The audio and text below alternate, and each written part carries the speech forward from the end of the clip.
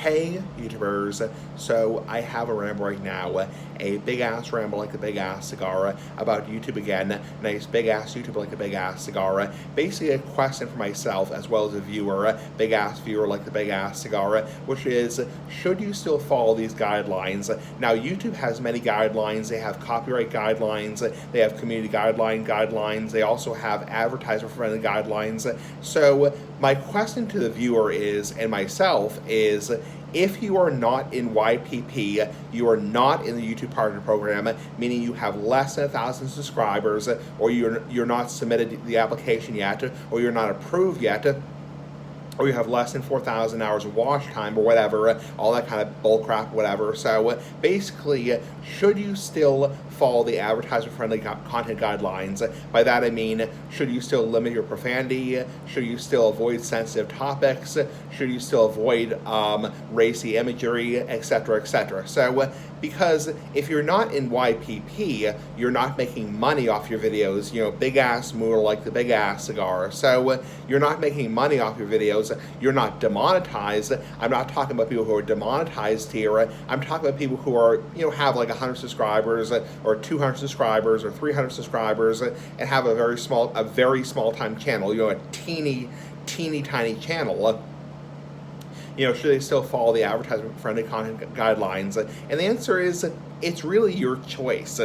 I mean, there is no right answer, because if you're not in YPP, you're not in the YouTube Partner Program, then you physically cannot get demonetized.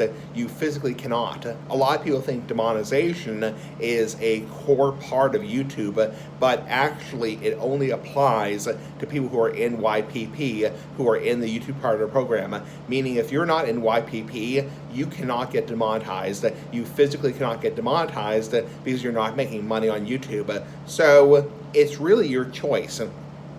I mean, if you're trying to grow your channel, you're trying to make it, you know, your channel bigger, you're trying to get into YPP, you probably want to limit your profanity, you probably want to limit your, you know, sexual content, you probably want to limit sensitive topics, you know, but it's really your choice. If you're just doing it for fun, and you never want to go into YPP, it's really your choice. Now, there are other consequences on YouTube besides demonetization. For example, you can get a strike. So you break the community guidelines, you can get a community guideline strike. For example, hate speech, while it's also part of advertiser-friendly content guidelines, it's also part of community guidelines. So the two kind of correlate. Also, copyright. So copyright is something you have to follow regardless of whether you're in YPP or not. Also, keep in mind inappropriate language. While you don't have to worry as much about it if you're not in YPP, you have to keep in mind that at a certain point they could age restrict you based on your inappropriate language. So it's really your choice.